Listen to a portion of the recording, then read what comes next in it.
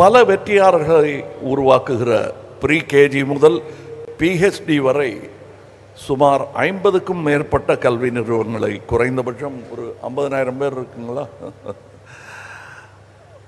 அப்படி 50,000 மாணவர்கள் பயில்கிற கல்வி ஆலமரத்தை உருவாக்கி இருக்கிறார் திரு ஐஸ்ரீ கணேஷ் அவர்கள்.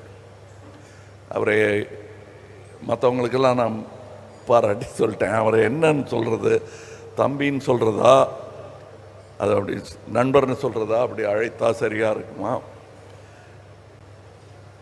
கல்வித்துறையில் யாரை கேட்டாலும் ஐஸ்ரீயா, அவரை எனக்கு தெரியுமே அப்படிம்பாங்க. கலைத்துறையில் யாரை கேட்டாலும் ஐஸ்ரீ என் நண்பர் என்பார்கள். அரசியலில் கேட்டால் கட்சி வித்தியாசம் இல்லாமல் ஐஸ்ரீ என் நண்பர் என்பார்கள்.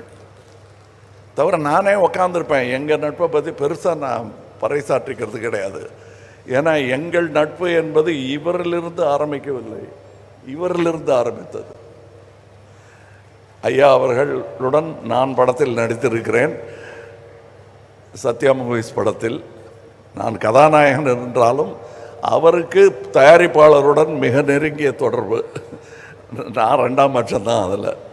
அப்போலேருந்து தெரியும் எனக்கு அவரை. அந்த எளிமை அவருக்கு ஊட்டி வளர்த்திருக்கிறார் என்பதற்கு உதாரணம் என் நண்பர் ஐஸ்ரீ கணேஷ் அவர்கள். சரி, இந்த கமலஹாசனுக்கும் ஐஸ்ரீ கணேஷ் அவர்களுக்கும் என்ன சம்பந்தம்? வேல்ஸ் இன்டர்நேஷ்னல் தயாரிப்பில் நான் நடித்ததில்லை. ராஜ்கமலும் அவரும் சேர்ந்து ஒரு படமும் பண்ணதில்லை. ஆனால் என்னையும் அவரையும் சேர்த்து பிணைக்கும் அந்த நட்பின் காரணம் என்ன? அந்த பிணைப்பின் பெயர் எம்ஜிஆர். எம்ஜிஆர் அவர்கள்தான் எங்களை நண்பர்களாக, சகோதரர்களாக மாற்றினார் என்றால் அது மிகையாகாது. இது நானும் இவர் மாதிரி தான். இங்கே எனக்கு என்னென்னமோ பட்டங்கள் சொல்லி இங்கே என்ன வரவேற்றார்கள். என்னுடைய உண்மையான அட்ரஸ் என்ன என்றால், நான் சினிமாவின் குழந்தை. எனக்கு சினிமாவை தவிர வேறு எதுவும் தெரியாது.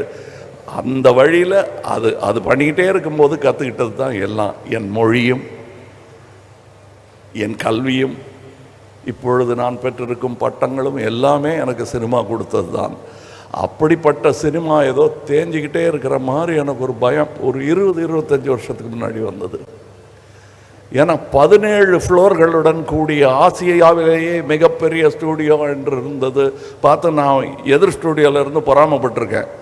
சரவணன் சார்கிட்ட போய் சொல்லியிருக்கேன், ஏன் சார் நம்ம இன்னும் ஒரு 15-20 சொன்னால் நம்மது 20 ஃப்ளோர் வச்சோம்னா ஆசியாவிலே பெரிய ஸ்டூடியோ நம்ம ஸ்டூடியோ ஆகிடுமே அப்படின்னு சின்ன பையனாக இருக்கும்போது சொல்லியிருக்கேன். சரி, நீ பார்த்துப்பியா அந்த 10 ஃப்ளோருன்னு கேட்டார். இப்போ அந்த பொறுப்பு சுஷ்மிதா அவர்களுக்கு இருக்கிறது. நீங்கள் பார்த்துக்க போகிறீங்க. நான் பயந்து ஐயையோ முடியாதுன்ட்டேன். நான் அப்போ சின்ன வயசு தான், நானும் தைரியமாக முடியாதுன்ட்டேன். ஆனால் நீங்கள் இவ்வளோ பெரிய பொறுப்பை ஏற்றுக்கிட்டு இருக்கீங்க. உங்கள் அப்பா காதில் கிசுகிசுத்துக்கிட்டு இருந்தேன். இன்னும் அமெரிக்கன் ஸ்டூடியோஸ் எல்லாம் நீங்கள் போய் பார்க்கணும், அதையெல்லாம் இங்கே கொண்டு வரணும். நான் பார்த்த அந்த 17ங்கிற அந்த நம்பரை தாண்டிட்டார், 20 போட்டார். இங்கே ஆசியாவின் மிகப்பெரிய ஸ்டூடியோ இன்று இங்கே இருக்கிறது. அது இங்கே இருப்பது நியாயம்தான். காரணம், இந்த பேன் இண்டியா மூவி என்பதை துவங்கியதே சென்னை தான். இங்கே எத்தனை படங்கள் எடுத்துக்கொண்டிருந்தார்கள் என்று. இதுதான் hub, pan India film making hub என்றால் அது சென்னை தான். மும்பையிலும் பெரிய ஒரு இண்டஸ்ட்ரி இயங்கிக் கொண்டிருக்கிறது என்றாலும் அவர்கள் அந்த மொழியில் மட்டுமே படம் எடுப்பார்கள், அவர்கள் மொழியிலேயே படம் எடுப்பார்கள். ஆனால் இங்கே ஏவிஎம் ஆகட்டும், மற்ற ஸ்டூடியோக்களாகட்டும், நிறுவனங்களாகட்டும், இயக்குநர்களாகட்டும், பல மொழிகளில் இங்கிருந்து படம் தயாரித்து அங்கு சென்று கொடி நாட்டி வந்தவர்கள். உலகத்தின் அதிகமான சினிமாக்களை தயாரிக்கும் இந்த நாட்டில் இப்படி ஒரு இடம் இருக்க வேண்டியது அவசியம் என்பதை ஒரு அரசு முடிவு செய்யாமல் தனி மனிதர் முடிவு செய்திருப்பது பாராட்டுக்குரியது. இதை நாங்கள் அல்லவா செய்திருக்க வேண்டும் என்று இங்கே இருக்கும் சினிமாக்காரர்கள் எல்லோர் மனதிலும் தோன்றியிருக்கும். அதற்கு நான் விதிவிலக்கு அல்ல. எத்தனை படம் பண்ணியிருக்கோம், எவ்வளோ சினிமாவை பற்றி பேசுகிறோம். இந்த மாதிரி ஒரு இடத்த கட்டணும்னு நான் பேசி தான் இருக்கேன், செய்யவே இல்லையே. செஞ்சிட்டாரு, சரி நான் செஞ்சான்னு அவர் செஞ்சான்னு இங்கே வந்து வேலை செஞ்சுட்டு போகிறேன். இல்லை இன்னும் 2 கொத்தி விளக்கு ஏற்றி வைக்க சொன்னால் வந்து ஏற்றி வச்சுட்டு போகிறேன். ஏன்னால் சினிமாவுக்காக ஏற்றி வைக்கும் விளக்கு அது. அதனால்தான் நான் இந்த ஃபங்க்ஷனுக்கு வந்தேன். ஐயா அமைச்சர் அவர்கள், என் மத்திய அமைச்சர் கூட நாட்டின் கடமைக்காக இங்கே வரவில்லை. அதிலும் பெருமை தமிழகத்தில் இருக்கிறது. 6 நிதி அமைச்சர்களை இந்தியாவிற்கு தந்த பெருமை தமிழகத்திற்கு உண்டு. ஆக நம்ம தமிழ்நாட்டை சும்மா ஈஸியாக இடம் போட்டுற முடியாது. அதற்கு இப்படி ஒரு இடம் வேண்டும். நான் பெருமையாக மார்தட்டி சொல்லிக்கொள்ள ஒரு அட்ரஸ் வேண்டும்.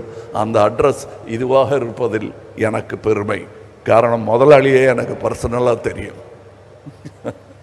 அதான் அது நான் செய்ய வேண்டியதை நீங்கள் செய்ததாக நினைக்கிறேன். ஒரு சகோதரன் செய்ய மறந்ததை, இயலாமல் போனதை இன்னொரு சகோதரன் செய்திருக்கிறார் என்றே நான் பெருமையாக அதை நினைத்து கொள்கிறேன். இங்கே இன்னும் நிறைய வர வேண்டும். அதை நடத்துகிறவங்க கிட்ட தான் அதை பேசணும். ஆமாம், நிறைய இங்கே நாம் சினிமாவை கற்றோம். எங்கு கற்றோம் என்று சொல்ல எனக்கு தெரியல. நான் ஏவிஎம்மில் கற்றுக்கிட்டேன். அடுத்து இங்கே இருக்கார், நான் எங்கே கற்றுட்டேன்னு சொல்கிறதுக்கு நடராஜன் சார் இருக்கார். அவ்வளோதான் எனக்கு இன்ஸ்டிடியூஷன். இவங்க 2 பேரும் கிடைக்காம இருந்திருந்தால் நான் என்ன பண்ணியிருப்பேன்னு யோசிச்சு பார்த்தா கொஞ்சம் கால் நடுக்கமாக தான் இருக்குது.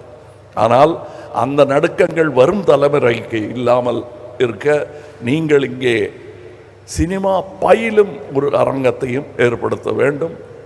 காரணம், நாம் அதற்கான ஏற்பாடுகளை செய்ய மறந்து விட்டதாகவே நினைக்கிறேன்.